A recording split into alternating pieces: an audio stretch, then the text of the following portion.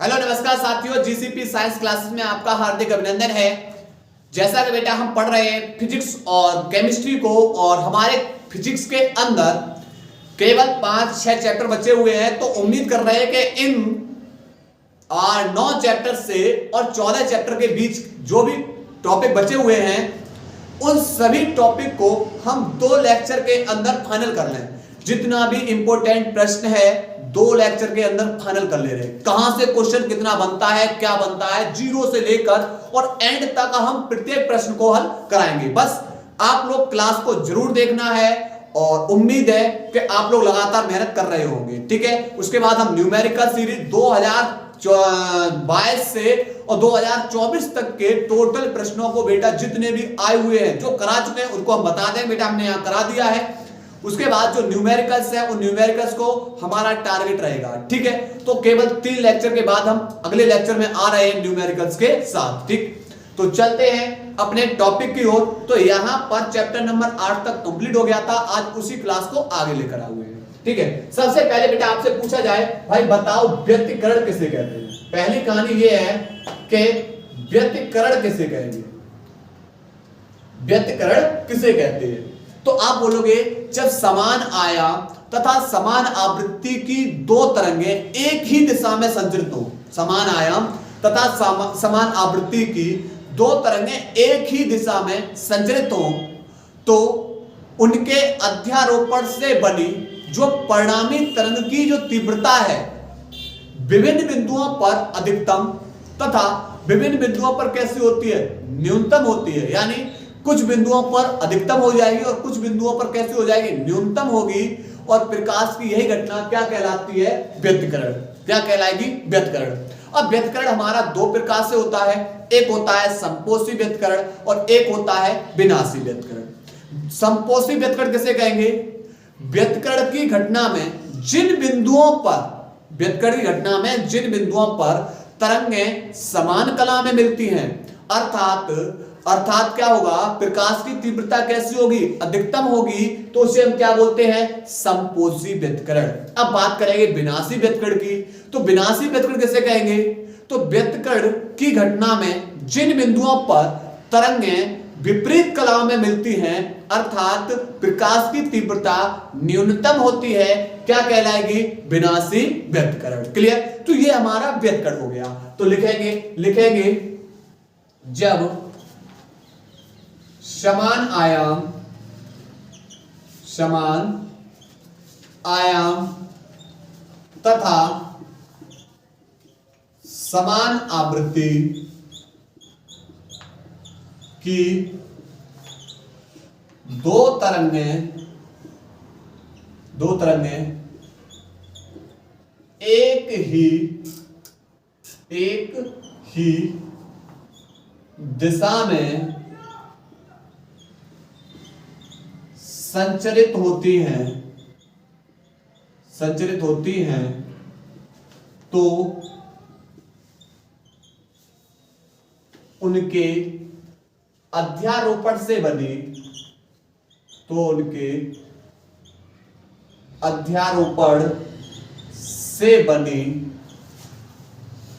परिणामी तरंग की तीव्रता कुछ बिंदुओं पर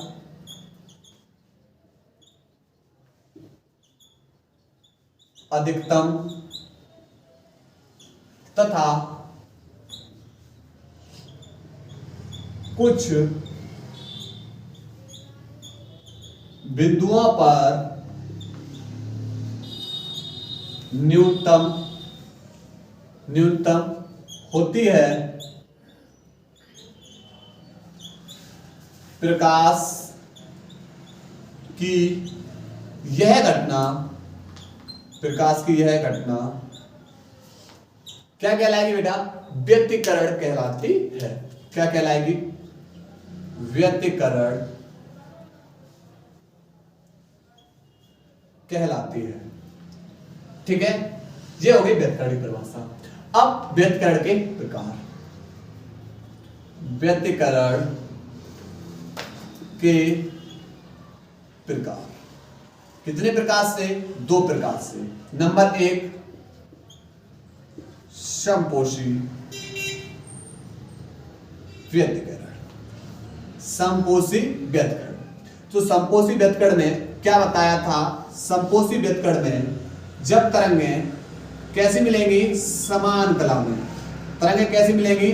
समान कला में। ठीक है, ये इसकी बेटा यहां पर ये बना ले रहे द्वितीयक। ठीक, देखो जब तरंगें कैसी होती हैं? समान कला में। जिन बिंदुओं पर तरंगें समान कला में मिलती हैं उसे क्या बोलते हैं? समपोषी व्यतिकरण। ये हो जाएगी परिणामी तरंग, इसे बना दे रहे हैं द्वितीयक तरंग, ये वाली प्राथमिक तरंग।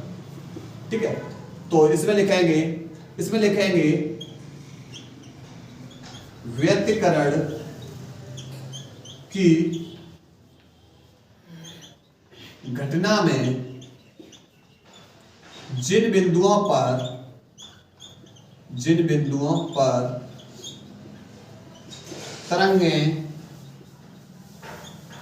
समान कला में मिलती हैं, अर्थात प्रकाश की तीव्रता कैसी होती है? अधिकतम होती है। क्या कहलाएगी?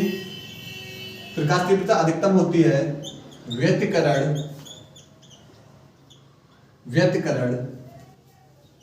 की यह घटना क्या कहलाती है? समपोषी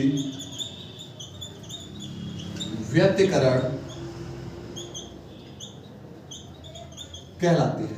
क्या कहलाएगी? समपोषी व्यतिकरण। ठीक है, अब बात करें बेटा विनाशी व्यतिकरण की। किसकी बात करेंगे? विनाशी व्यतिकरण। विनाशी व्यतिकरण में क्या होंगी? व्यतिकरण की घटना में तरंगें जिन बिंदुओं पर विपरीत कला में मिलेंगी। ठीक है, ये हमारी कौन सी होगी? प्राथमिक तरंग। ठीक है, अब इसके विपरीत कला में कौन सी बना दे रहे बेटा? द्वितीयक तरंग। ये कौन सी बन जाएगी? द्वितीयक तरंग। और ये परिणामी।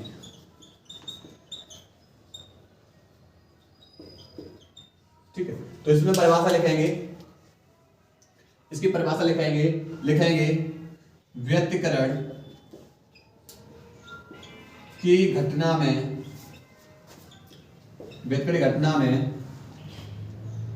जिन बिंदुओं पर तरंगें विपरीत कला में मिलती हैं, अर्थात प्रकाश की तीव्रता कैसी होती है बेटा? न्यूनतम होती है।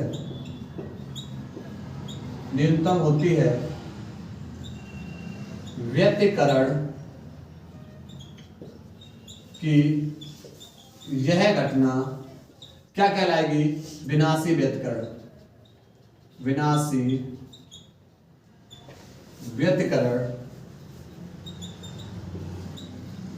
कहलाती है। ठीक है, तो ये कहानी किसकी हो गई? व्यतिकरण की। ठीक है, नोट करेंगे, इसके बाद आगे हल करा रहे। नोट करो बेटा। इसके बाद बेटा एक अगली महत्वपूर्ण डेरिवेशन बोर्ड एग्जाम 2025 के लिए, क्या है डेरिवेशन? डेरिवेशन है हमारी बेटा दो तरंगों के व्यतिकरण में परिणामी तीव्रता का व्यंजक। ठीक है, थोड़ा इसको समझना, कैलकुलेशन है, बहुत ही इजी वे में करेंगे। ठीक है, मान लिया दो तरंगें एक ही दिशा में संचरित हो रही है। पहली वाली तरंग का विस्थापन y1 और दूसरी वाली तरंग का विस्थापन y2 है। तब y1 बराबर बेटा मान ले रहे हैं a1 sin थीटा, समीकरण नंबर 1 बना दो, और y2 बराबर क्या हो जाएगा a2 sin theta sin omega T, क्योंकि इसकी कला है बेटा, ठीक है, तरंगे बेटा कला है। तो यहां पर a1 क्या हो जाएगा आयाम और ओमेगा टी उसकी कला, तो y बराबर a1 sin ओमेगा टी और y2 बराबर a2 sin ओमेगा टी और प्लस के 5 समीकरण नंबर क्या बना देंगे इसको 2। क्लियर? तो ये विस्थापन y1 y2 है। अब आपसे पूछा जाए बेटा परिणामी विस्थापन, परिणामी विस्थापन, तो परिणामी विस्थापन कैसे निकालेंगे? तो परिणामी विस्थापन y बराबर लगाएंगे y1 प्लस y2, जितने भी हो बेटा उन सबको क्या कर दो जोड़ दो। अब y1 का वैल्यू क्या लगाएंगे? तो y1 का वैल्यू लगाएंगे a1 sin ओमेगा टी, बिल्कुल। फिर y2 की जगह, तो y2 की जगह लगाएंगे a2 sin omega T plus का 5। अब एक फॉर्मूला होता है बेटा sin a प्लस b, एक फॉर्मूला होता है, क्या होता है? sin a प्लस b का एक सूत्र होता है, क्या होता है कि sin a cos b plus cos a sin b, क्या होता है?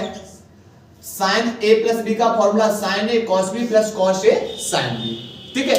अब देखो बेटा लगाएंगे यहां से, तो लगाएंगे a1 sin omega T plus a2 कोष्टक के अंदर बेटा sin a cos sin a plus b, तो यहां पर लगाएंगे sin और a की जगह बेटा कौन है हमारा ओमेगा टी, cos और b की जगह कौन है आप बोलोगे 5 प्लस cos a की जगह कौन है आप बोलोगे ओमेगा टी, और इनटू में sin और b की जगह कौन है 5। क्लियर? ये लगा दिया sin a cos b plus cos a sin b। अब a2 का इसके अंदर मल्टीप्लाई कर दो, तो a2 का जब इसके अंदर मल्टीप्लाई करेंगे तो ये हो जाएगा a1 sin omega T plus, अब a2 का इसके अंदर मल्टीप्लाई करेंगे तो ये हो जाएगा a2, उसके बाद क्या हो जाएगा sin omega T cos 5 plus a2 का बेटा इस पद में भी गुणा करेंगे तो ये हो जाएगा a2, उसके बाद क्या लिखेंगे cos ओमेगा टी sin 5, ठीक है। अब इससे क्या हो रहा है बेटा दोनों जगह से, यहां sin ओमेगा टी, यहां पर भी sin ओमेगा टी, इस पद से कौन कॉमन आ रहा है? sin ओमेगा टी कॉमन आ रहा है, ठीक है। तो लिख लेंगे इसको a1 plus a2 sin omega T common हो चुका है, तो cos 5 और sin ओमेगा टी क्या हो चुका है? कॉमन ले लिया दोनों पद से, sin ओमेगा टी यहां से sin ओमेगा टी यहां कॉमन ले लिया, तो यहां बचेगा a1 plus a2 cos omega T plus, उसके बाद बेटा कौन है? उसके बाद है a2 cos omega T sin 5, ठीक है। अब करना क्या है? मैंने मान लिया ये y, मैंने माना a1 प्लस a2 cos 5 बराबर मान लिया r cos थीटा, समीकरण नंबर बेटा ऐसे क्या डाल देंगे 3। इसी प्रकार a2 sin 5 बराबर मान लेंगे r sin थीटा, इसे मान लिया समीकरण नंबर 2, समीकरण नंबर 4, ठीक है। इसे समीकरण नंबर 3 और इसे समीकरण नंबर 4 मान लिया, तो लगाएंगे परिणामी विस्थापन देख रहे हैं, तो यहां से देखते बेटा यहां हो जाएगा y बराबर a1 प्लस a2 cos 5, तो पहले बेटा लिखेंगे sin ओमेगा टी और इनटू में a1 प्लस a2 cos 5 बराबर क्या r cos थीटा प्लस, उसके बाद cos ओमेगा टी, उसके बाद कौन है a2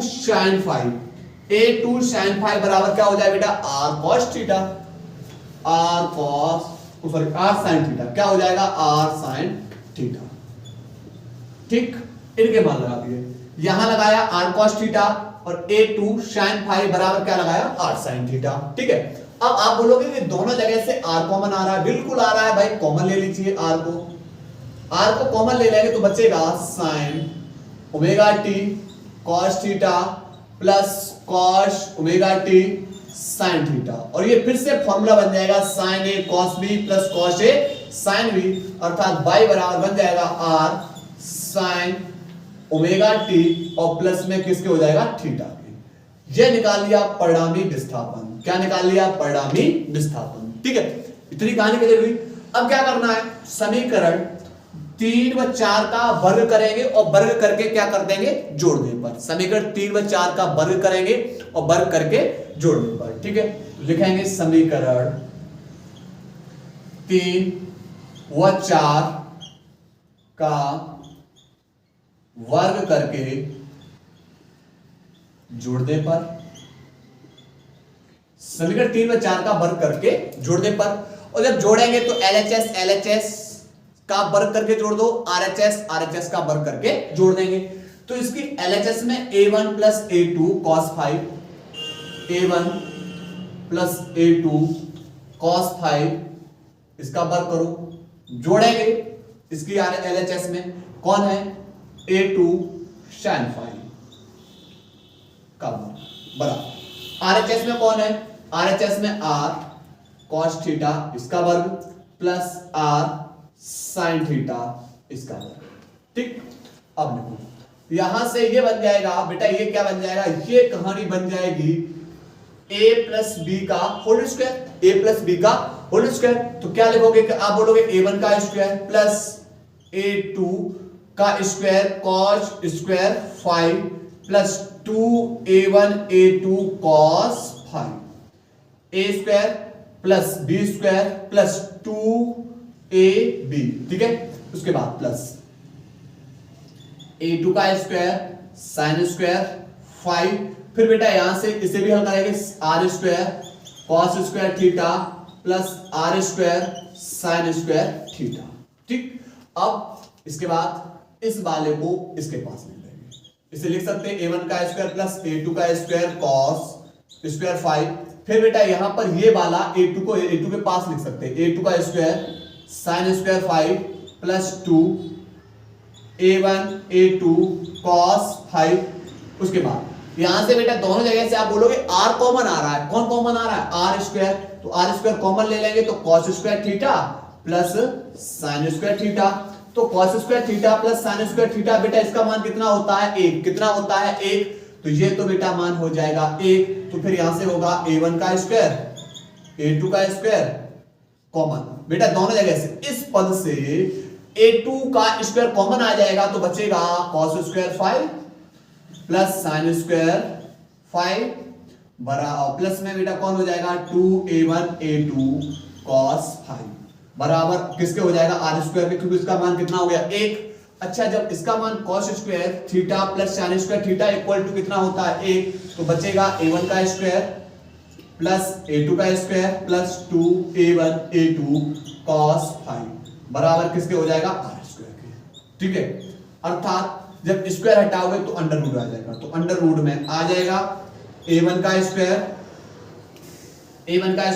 प्लस a2 का square plus 2a1 a2 cos 5।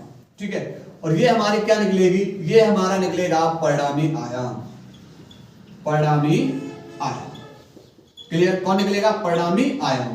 अब इसके बाद हम क्या निकाल लेंगे, प्रकाश तरंग की तीव्रता। तो जो प्रकाश की जो तीव्रता होती है वह तरंग के आयाम, तरंग का जो आयाम है इसके वर्ग के कैसे होती है, समानुपाती होती है। प्रकाश की जो तीव्रता है तरंग के आयाम के वर्ग के कैसे होती है, समानुपाती, वर्ग के कैसे होती है, समानुपाती होती है।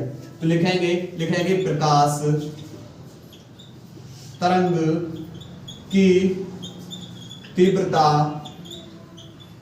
तरंग के आयाम के वर्ग के समानुपाती होती है, अर्थात I समानुपाती हो जाएगा r स्क्वायर के। ठीक है, इसके बाद की कहानी आप आगे चल रहे बेटा, पहले इसको क्या कर रहे हैं, पूरा का पूरा नोट करिए, इसके बाद अब आगे बढ़ा रहे हैं। नोट करो बेटा पहले इसको।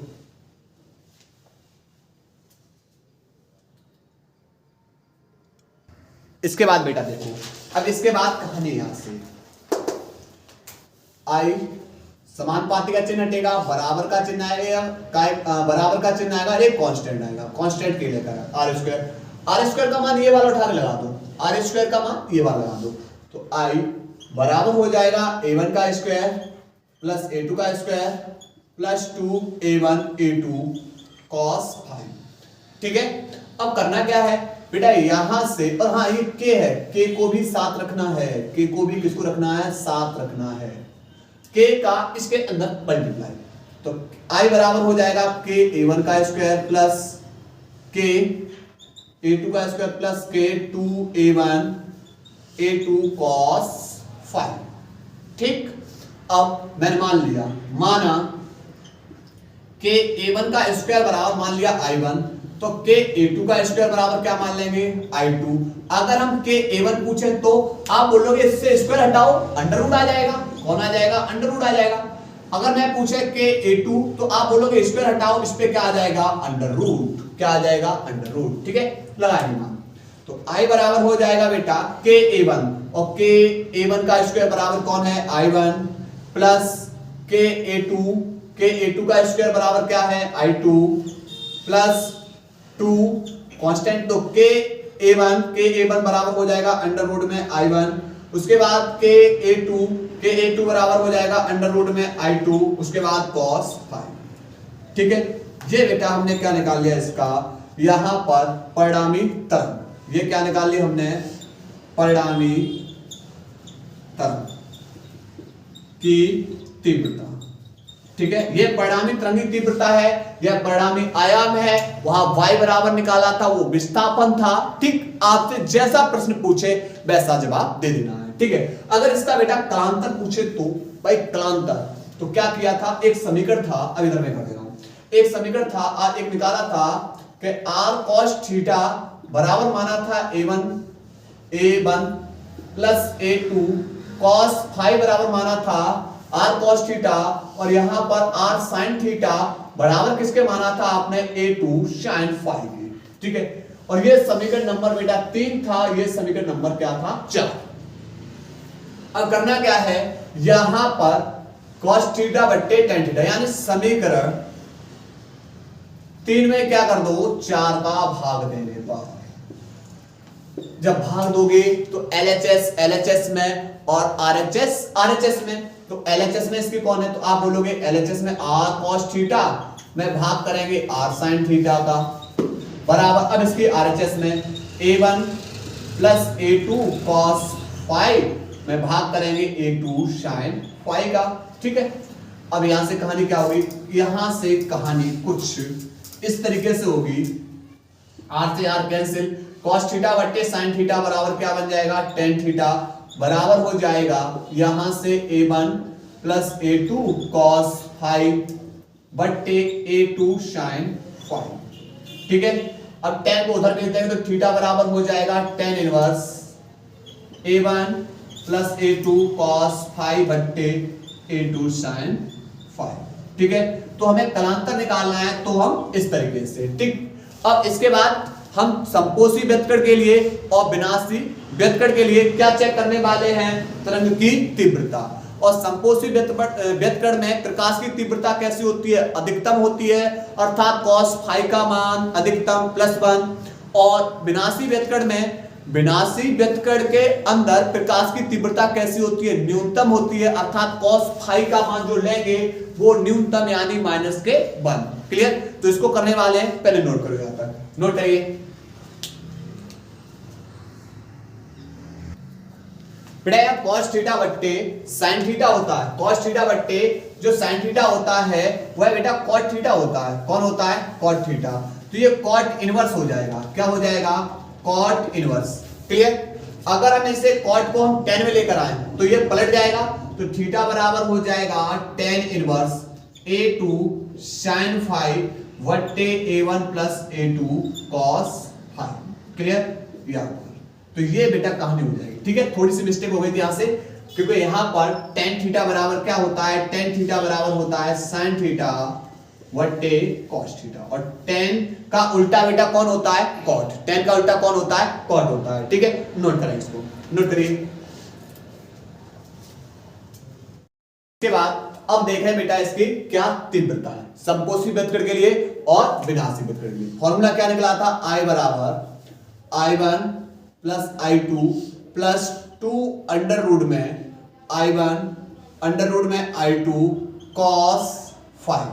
ठीक है, अब यहां पर सबसे पहले समपोषी व्यतिकरण के लिए, समपोषी व्यतिकरण के लिए, समपोषी व्यतिकरण के लिए, अब समपोषी व्यतिकरण के लिए क्या होगा? समपोषी व्यतिकरण के लिए यहां पर देखा है कि समपोषी व्यतिकरण में, समपोषी व्यतिकरण में प्रकाश की तीव्रता कैसी होती है? प्रकाश की तीव्रता अधिकतम होती है। प्रकाश की तीव्रता कैसी होती है? अधिकतम होती है। अर्थात जब अधिकतम होगी तो बेटा यहां पर जो cos फाई है ना, इस cos फाई का जो अधिकतम वैल्यू होगा वो कितना मान लिया जाएगा? प्लस का 1 लगाएंगे यहां पर। तो I बराबर बेटा I1 plus I2 plus 2 under root में I1 अंडर रूट में I2 और cos फाई का वैल्यू बेटा कितना लगाओगे? अधिकतम प्लस का 1, तो ये लगा दिया प्लस का 1 और प्लस प्लस बेटा प्लस ही रहेगा। तो यहां पर क्या हो जाएगा? I मैक्सिमम अधिकतम तीव्रता I बराबर I1, ये फॉर्मूला बन जाएगा अंडर रूट में I1 प्लस अंडर रूट में I2 और इसका क्या हो जाएगा? Whole square. ठीक है, यहां पर a प्लस बी का whole square, square A square under root हट जाएगा, बी स्क्वायर अंडर रूट हट जाएगा, प्लस 2a इंटू में b। ठीक है, यहां पर ये बेटा प्रकाश की कैसे निकलेगी? अधिकतम तीव्रता। ठीक, अच्छा इसमें जो कलांतर है, कलांतर फाई बराबर बेटा क्या लगाएंगे? 0, 0 के बाद यहां पर 2 पाई 4 पाई, तो इस पे बेटा मान कैसा मिलेगा आपको? अधिकतम मिलेगा 6 पाई। अथवा इसका फॉर्मूला लगा देंगे फाई बराबर लगाएंगे 2, फाई बराबर लगा देंगे बेटा इसका फॉर्मूला यहां से 2 पाई m की जगह आप किसको लगा देंगे? m की जगह 0, 1, 2, 3 डॉट डॉट डॉट। अगर यहां पर हमें कलांतर निकालना, अधिकतम मान निकालना है, अधिकतम मान के लिए 0 प्लस का मान प्राप्त करेंगे 0, 2 पाई 4 पाई 6 पाई। ठीक है, अगर यहां m की जगह बेटा कितना लगाओगे आप? 0 लगाओगे तो ये 0 हो जाएगा। m की जगह 1 लगाओगे तो 2 पाई इंटू में 1 का गुणा करोगे तो भाई रहेगा 2 पाई हो जाएगा। 2 लगाओगे तो 2 दूनी 4 पाई, 3 लगाओगे तो 3 दूनी 6, अगर 4 लगाओ तो 4 दूनी 8 पाई। ठीक है, तो इस तरीके से तो यहाँ पर इसका मान कैसा निकलता रहेगा? प्लस का। अगर मुझे इसका क्या निकालना है? पथांतर। क्या निकालना है? पथांतर। तो इसके लिए फॉर्मूला होता है लैम्डा इंटू में 2 पाई, लैम्डा अपॉन 2 पाई इंटू में कौन होता है? कलांतर। तो लैम्डा अपॉन 2 पाई, कलांतर इसका क्या है? कलांतर फाई, और फाई बराबर क्या है? 2 पाई m। 2 पाई से 2 पाई कैंसिल, तो यहां पर जो पथांतर निकलेगा, यहां पर इसका जो पथांतर निकलेगा डेल्टा x बराबर कितना निकलेगा? लैम्डा इंटू में m, और m बराबर बेटा ये लगा सकते हैं। ठीक है, ये हो गया इसका पथांतर। किसके लिए? समपोषी व्यतिकरण के लिए। अब आते हैं विनाशी व्यतिकरण में। विनाशी व्यतिकरण के लिए, अब विनाशी व्यतिकरण के लिए जो क्या होती है इसके अंदर, विनाशी व्यतिकरण में, विनाशी व्यतिकरण में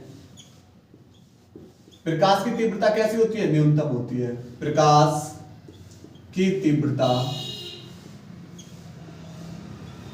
न्यूनतम होती है। विनाशी व्यतिकरण में प्रकाश की तीव्रता कैसी होती है बेटा? न्यूनतम होगी। अर्थात cos फाई इक्वल टू बेटा कितना? -1।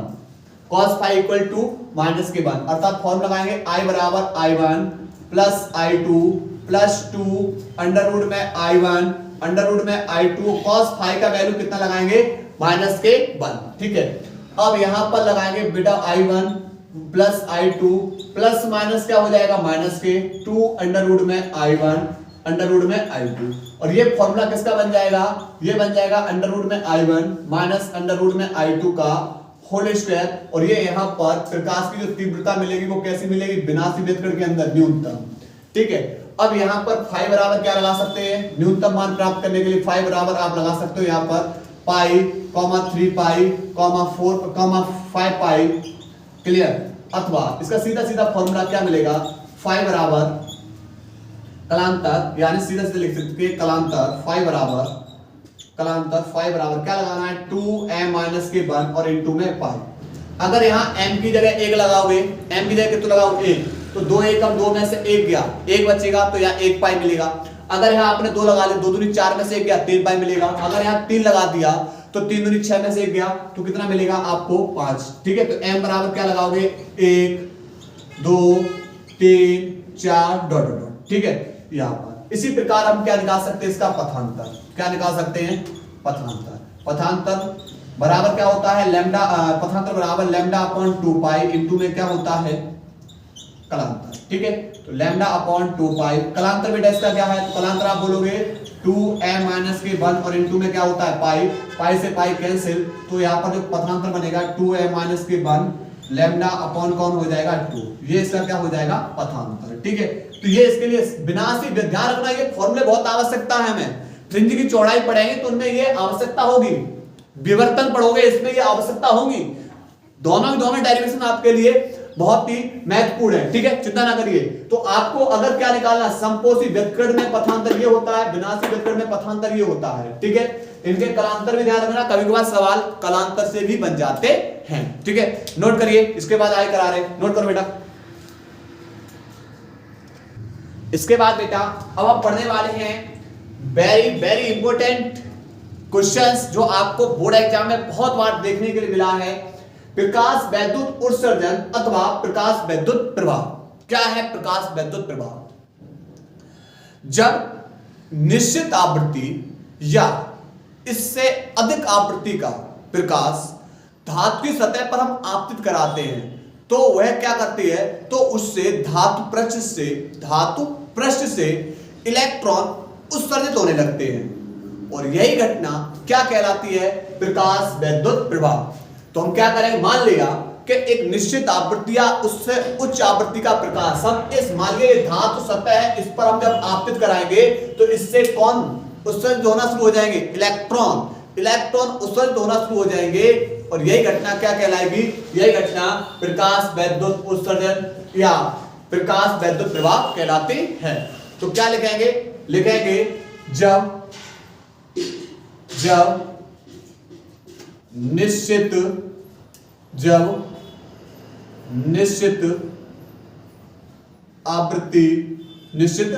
आवृत्ति तथा उससे अधिक आवृत्ति का प्रकाश धातु सतह पर आपतित कराते हैं, धातु सतह पर आपतित कराते हैं तो धातु सतह से इलेक्ट्रॉन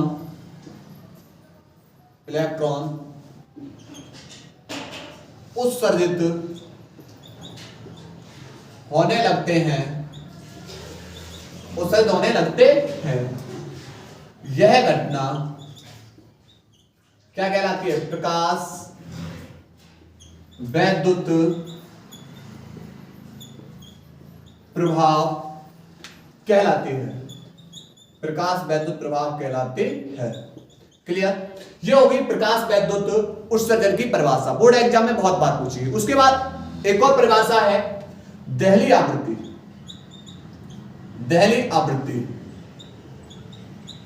अब देहली आवृत्ति किसे बोलेंगे, देहली आवृत्ति। तो आप बताओगे आपतित प्रकाश की वह न्यूनतम आवृत्ति जिसके लिए धातु पृष्ठ से इलेक्ट्रॉन उत्सर्जित होने लगते हैं, क्या कहलाएगी, देहली आवृत्ति कहलाती है। और देहली आवृत्ति को बेटा किससे लिखते हैं, देहली आवृत्ति को लिखेंगे V0 से। क्या लिखेंगे, V0 से। ठीक है, तो लिखेंगे आपतित प्रकाश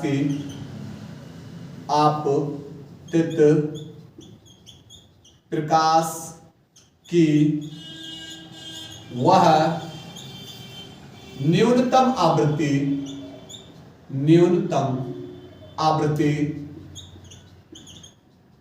न्यूनतम आवृत्ति जिसके लिए धातु पृष्ठ से इलेक्ट्रॉन उत्सर्जित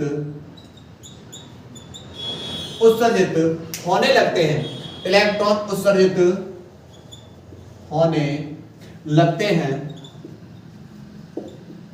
क्या कहलाती है? देहली आवृत्ति कहलाती है। ठीक है, ध्यान रखना कैसी आवृत्ति चाहिए? न्यूनतम आवृत्ति। ठीक है, आपतित प्रकाश की वह न्यूनतम आवृत्ति जिसके लिए धातु पृष्ठ से इलेक्ट्रॉन उत्सर्जित होने लगते हैं, भैया क्या कहलाएगी? आप बोलोगे देहली आवृत्ति। फिर अगर यहीं से परिभाषा पूछ ली जाए, बताओ बेटा देहली तरंगदैर्घ्य की परिभाषा, देहली तरंगदैर्घ्य की परिभाषा। तो अब देहली तरंगदैर्घ्य की परिभाषा क्या बताओगे? तो आप बताओगे इसमें होता है अधिकतम तरंगदैर्घ्य, आपतित प्रकाश की वह अधिकतम तरंगदैर्घ्य जिसके लिए धातु पृष्ठ से इलेक्ट्रॉन उत्सर्जित होने लगते हैं। तरंगदैर्घ्य अधिकतम होनी चाहिए, आवृत्ति न्यूनतम होनी चाहिए। ठीक है, तो लिखेंगे परिभाषा लिखेंगे आपतित प्रकाश की वह न्यूनतम, वह अधिकतम तरंगदैर्घ्य, वह अधिकतम तरंगदैर्घ्य, अधिकतम तरंगदैर्घ्य जिसके लिए धातु पृष्ठ से इलेक्ट्रॉन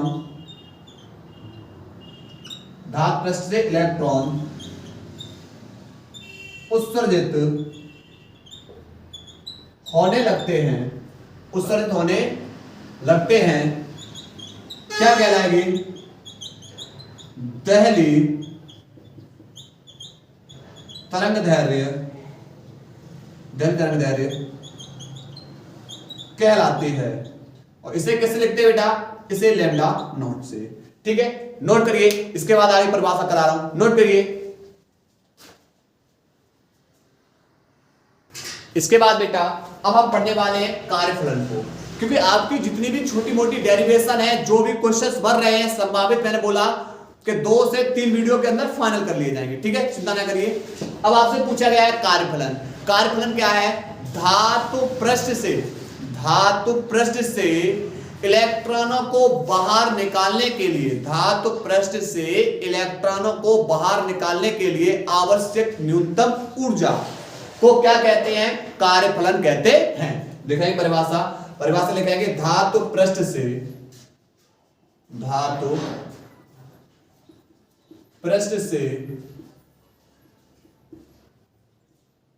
इलेक्ट्रॉनों को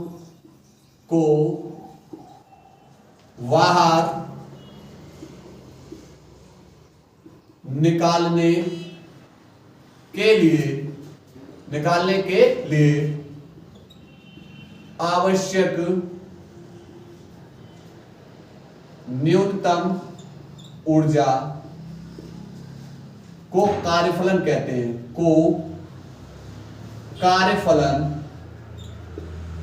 कार्यफलन कहते हैं। क्या कहेंगे? कार्यफलन कहते हैं। इसे किससे बेटा? इसे W0 या φ0 से प्रदर्शित करते हैं। क्लियर? इसका जो फॉर्मूला होता है W0 बराबर H इंटू में V0। H यहां पर कौन है? H हमारा है प्लांक नेतांक। इसका मान होता है 6.62 इंटू 10⁻⁻⁴ जूल सेकेंड। ठीक है, इसका मान ये होता है, निश्चित होता है। V क्या है? हमारी दैनिक आवृत्ति है। ठीक, और इसका जो मात्रक होता है, कार्यफलन का मात्रक क्या होगा? जूल। ठीक है, या इलेक्ट्रॉन वोल्ट होता है। और 1 इलेक्ट्रॉन वोल्ट बराबर कितना होता है? 1.6 गुणा 10⁻⁻⁹ जूल। कितना होता है? 1 इलेक्ट्रॉन वोल्ट बराबर कितना होता है? 1.6 इंटू 10 की पावर -19 जूल। इसी में एक परिभाषा और समझ लो, कला संबंध स्रोत, कला संबंध स्रोत वेरी इंपॉर्टेंट परिभाषा है, छोटी परिभाषा है लेकिन बहुत बड़ा काम करती है कभी कभार, ठीक है। ऐसे प्रकाश स्रोत जिनसे निकलने वाली तरंगों के बीच जो कलांतर रहता है वो कैसा रहेगा, नियत रहता है। ऐसे प्रकाश स्रोत जिनसे निकलने वाली तरंगों के बीच कलांतर कैसा रहता है, नियत, क्या कहलाएंगे बेटा, कला संबंध स्रोत। क्लियर? तो लिखेंगे यहां पर, लिखेंगे परिभाषा ऐसे प्रकाश स्रोत जिनसे निकलने वाली तरंगों के बीच कलांतर नियत रहता है। कैसा रहता है, नियत रहता है। क्या कहलाएंगे बेटा, कला संबंध स्रोत कहलाते हैं, कला संबंध स्रोत कहलाते हैं, ठीक है। आपसे यही पे पूछ लिया जाता है भाई व्यतकर्ण की शर्तें बताओ, क्या बताओ, व्यतकर्ण की शर्तें। तो आप बताओगे तरंगों के आयाम समान हो, आवृत्ति समान हो, ठीक है। दो कला संबंध स्रोत के बीच जो दो स्रोत लिए, उन दो स्रोतों के बीच की दूरी बेटा कैसे होनी चाहिए, न्यूनतम होनी चाहिए। कैसे होनी चाहिए, न्यूनतम होनी चाहिए। इनकी बेटा आवृत्तियां भी कैसे होनी चाहिए, समान होनी चाहिए। तो आप इन पॉइंटों को और ध्यान रखना है, ठीक है। क्या, व्यतकर्ण की शर्तें, व्यतकर्ण की शर्तें चलो मैं लिखा दूंगा, चिंता ना करिए, पहले इसको नोट करिए, नोट करो।